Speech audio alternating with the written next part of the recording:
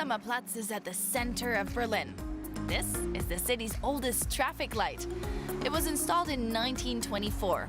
Even back then, there was a lot of traffic on the square. But it has also seen periods of absolute silence during the times when Germany was divided.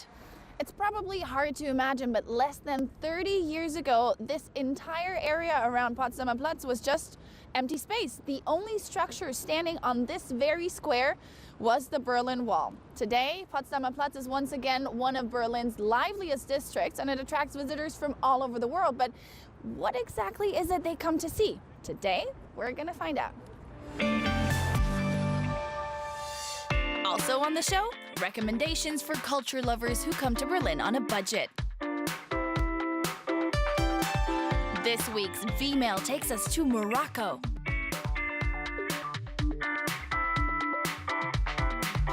And Globetrotter Steve Hainish sends his regards from Austria.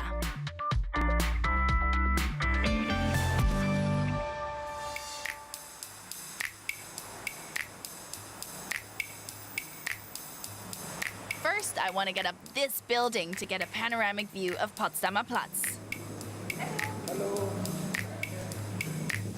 Europe's fastest elevator takes you up to the 24th floor in 20 seconds flat. 100 meters up, you can see that Potsdamer Platz is at the heart of the city. There you've got the Reichstag building, the Brandenburg Gate, the Philharmonic. That octagon is Leipziger Platz, and you might recognize the TV tower. The Panorama Cafe is the perfect place to take a little break and enjoy the view. During the Golden 20s, this was the place to be. There were luxury hotels, fashionable restaurants, movie houses, and theaters. But during World War II, Potsdamer Platz was almost entirely destroyed, and it took close to half a century to rebuild it.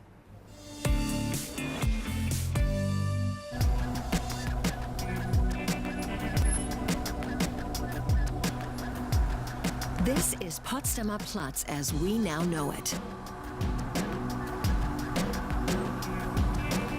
Back in the 1920s, this intersection was already a hive of activity until bombs pounded it into rubble in the Second World War. Then it became a wasteland in the middle of a divided city. When the Berlin Wall went up in 1961, Potsdamer Platz became part of a closely watched no man's land known as the Death Strip. The first segments of the wall were removed 2 days after it fell in 1989.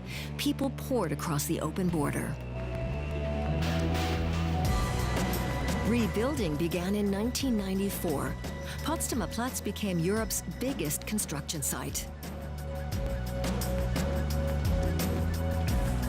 The revamp took about 6 years.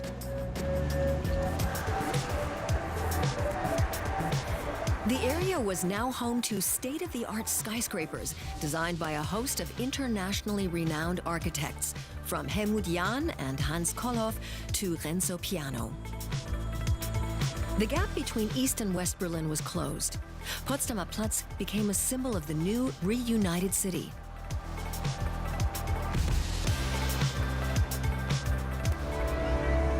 A ribbon of cobblestones marks the route where the wall used to stand.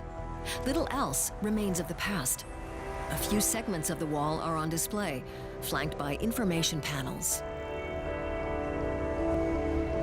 I think there could be more, considering how historic it was. Like, I really love the pieces of the wall, but I think it should stand out more. I think there needs to be kind of more appreciation of its historical significance, I think.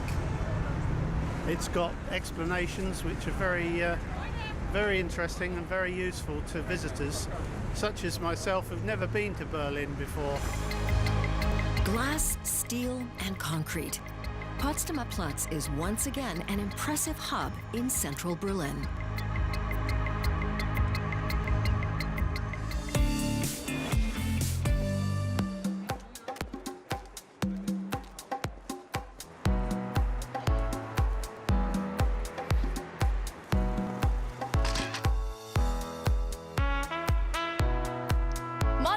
architecture and modern art go hand in hand. These are Keith Haring's boxers.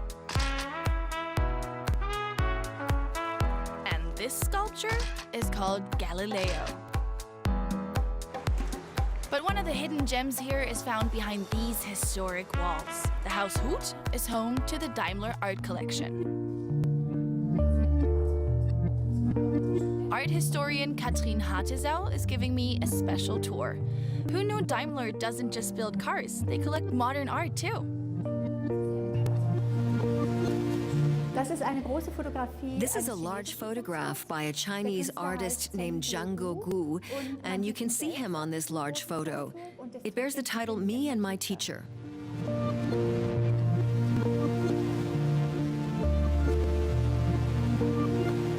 The collection is dedicated to contemporary art and features pop art too.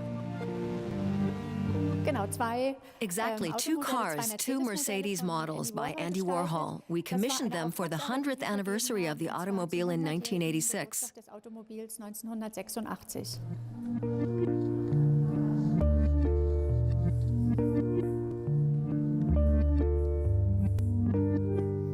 This picture by Willy Baumeister was the first to be purchased for the collection in 1977. Baumeister was a very prominent abstract artist in post-war Germany. That's why we see this as an important work for our collection. It's cornerstone. That was the cornerstone. How did it continue? How big is the collection now? We now have about 2,700 artworks by some 600 German and international artists, both male and female. We collect all kinds of art: photography, painting, installations, video art. We have no restrictions.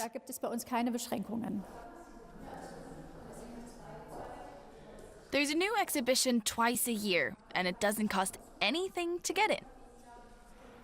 Enjoying art free of charge. What better way to pass a winter's day? Coming up, we've got plenty more tips on how to explore Berlin while keeping warm and holding on to your euros.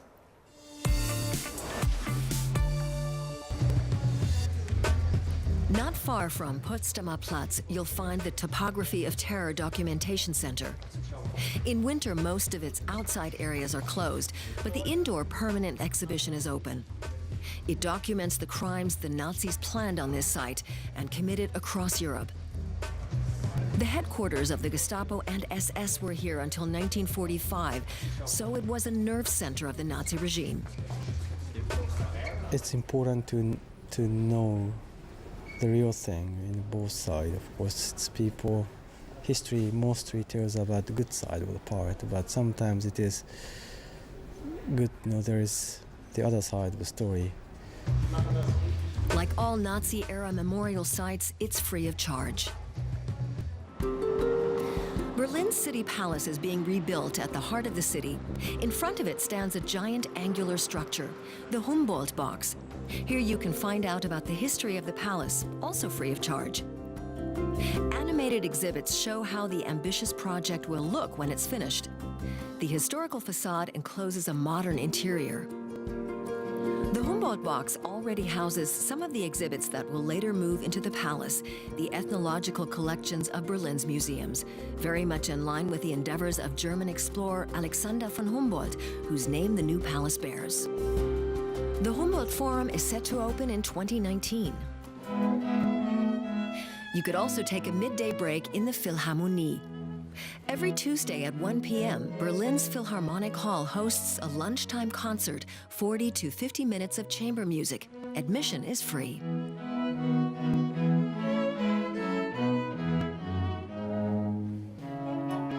This time, the Arteneum Quartet is playing. All four are members of the Berlin Philharmonic. Sometimes members of other Berlin orchestras and music students appear, and audiences really enjoy it. It was an excellent concert, very high quality, and it's a great way to bring classical music to people who can't afford it.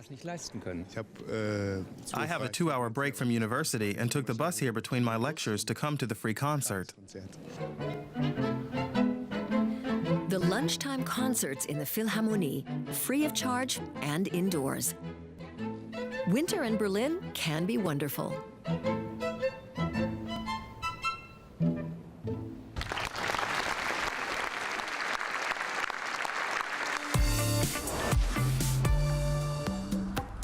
The money you saved on tickets you can easily blow on Potsdamer Platz, in the casino, the cinemas, the clubs, or the theaters. Or you can go on a little shopping spree. This mall has over 100 stores.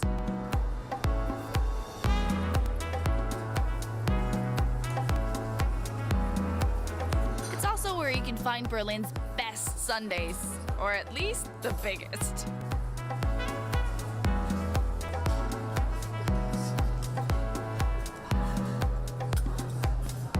An Italian masterpiece here in Berlin.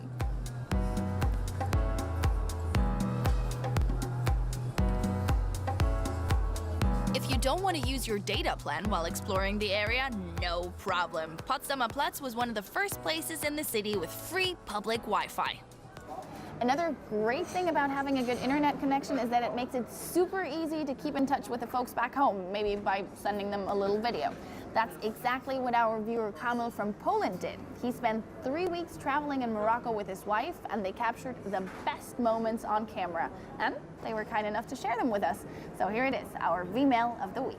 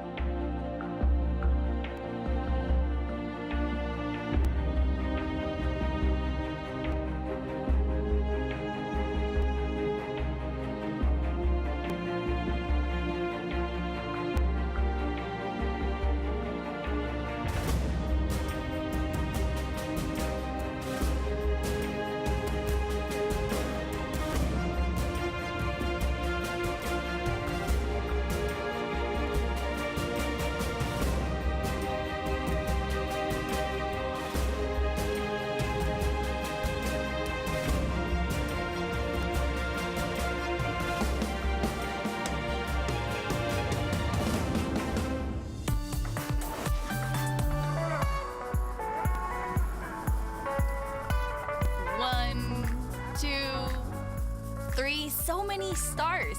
This is Berlin's Walk of Fame.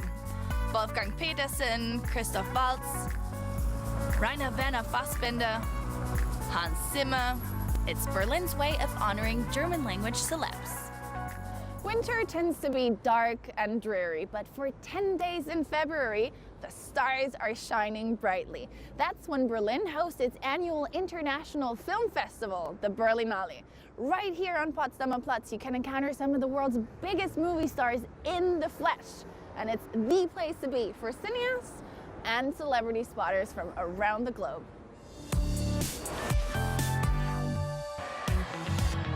Every year in February, the theater on Potsdamer Platz turns into the Berlinale Palace.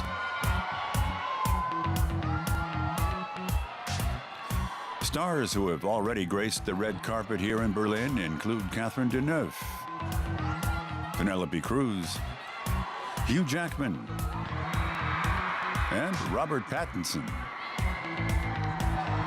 Berlin loves celebrities, and they love Berlin. Film buffs are already unrolling their sleeping mats to make sure they can get tickets. Some tickets are sold online, but most are available at the box office 3 days before each screening. That means queuing. I went really early, so I was 3 hours, but I was at the front of the queue. Berlin has its own feel, it has its own energy, and so that also gets translated into the film festival. It's a very different cinema experience. It's not about popcorn, but about real film buffs coming together. Speaking of popcorn, one of the many Berlin Film Festival sections is culinary cinema. First, a movie featuring food is screened, and afterwards, gourmet chefs serve a menu inspired by it. If that's too straight-laced for you, it's off to the Berlinale parties. They take place all over the city. This is where the industry insiders meet.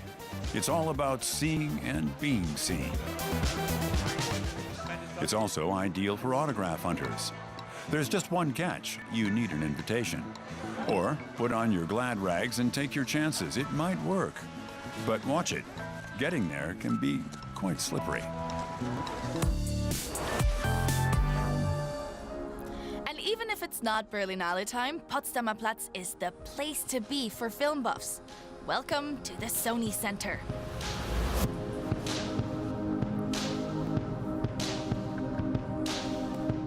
At the IMAX cinemas, you can watch 3D movies and films in the original. And if you want to dive into the history of German cinema and TV, you can find classics, costumes, glamour, and lots of fun facts at the Film Museum.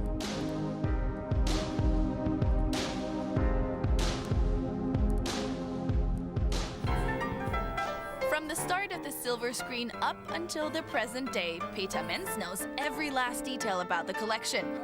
Like about the first recorded moving pictures, for example.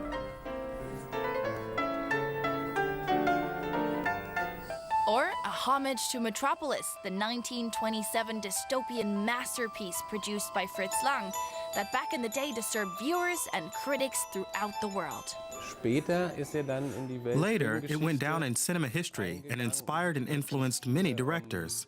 It's now on UNESCO's World Heritage List.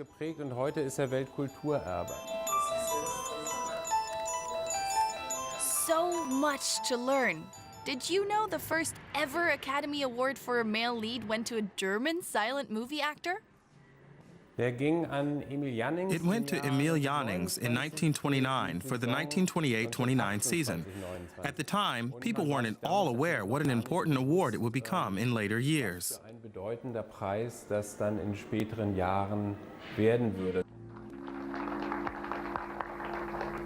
Outside the barracks, by the corner light. The museum also houses a real Marlene Dietrich sanctuary. She's still considered a fashion icon today and one of Berlin's most successful cultural exports. The whole night through, for you, Lily Marlene. Will the exhibit reveal any secrets about Marlene Dietrich, even to die-hard fans? Our permanent exhibition shows some aspects that interest younger visitors, such as the fashion icon, the woman who wore trouser suits in the 1930s. You didn't see them in the West German parliament until the 1970s.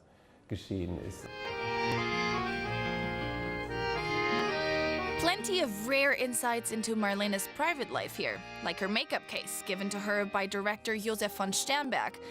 I could use one of these for all my travels. Talking about cinematography, our globetrotter Steve Hainish regularly supplies us with amazing images from his travels, and this time he and his travel companion Kristen Addis aren't even that far away from here. They're in Austria's winter wonderland Saalbach-Hinterglemm.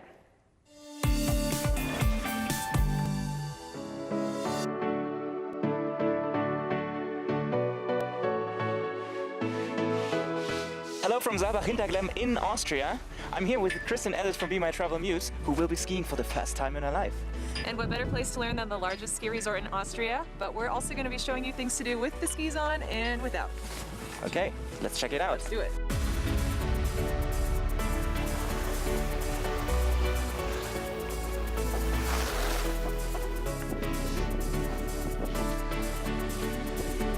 So let's see how Kristen is performing.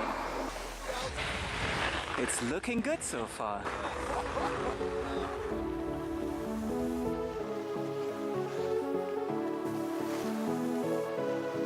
You know what's the cool thing about skiing?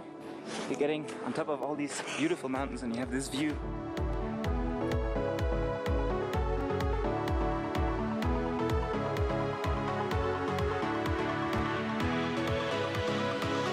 Kristen, on her third day of skiing like a champ. All right, Kristen, how are you doing? Swell. Well.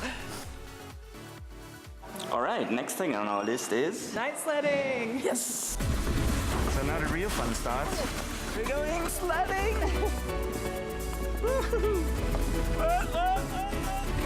Ah.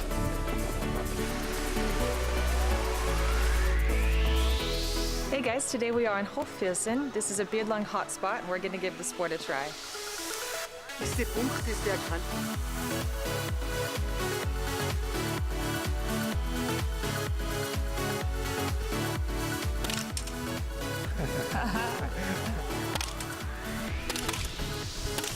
Jawohl!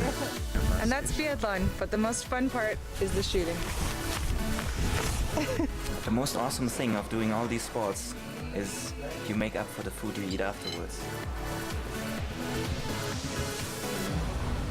So we end this day with a torch walk.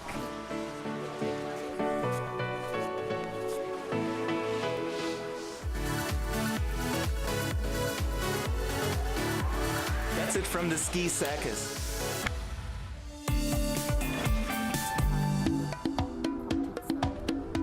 Night has fallen over Potsdamer Platz, which means it's cocktail time. There are plenty of options around the square, but I know exactly where I want to go. To Fragrances at the Ritz-Carlton Hotel, a bar with a rather unique concept. The cocktails look spectacular and taste amazing. There's no menu here. If you want to order a drink, you have to smell your way through a perfume gallery. If you like one of the scents, the mixologist will shake you a cocktail based on it. This is bar manager Arndt Henning Heissen. He came up with the idea and the poetic descriptions of the feelings associated to the fragrances and cocktails.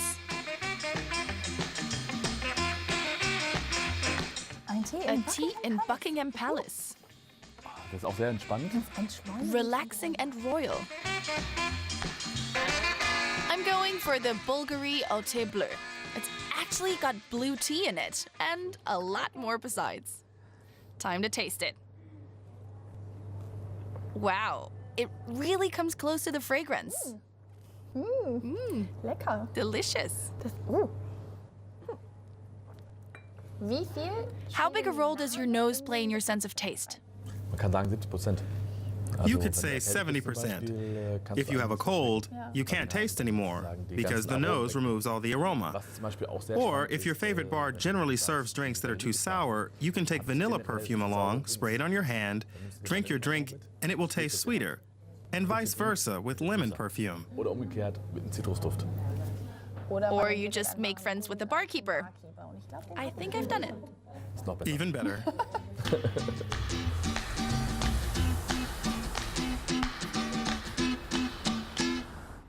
Fine art, film, and fancy cocktails. This day has certainly satisfied all my senses. But now it's time to head home, and lucky for me, that could not be easier. No matter where you're going from Potsdamer Platz, chances are good there'll be a bus, an S-Bahn, or an U-Bahn that'll take you straight there.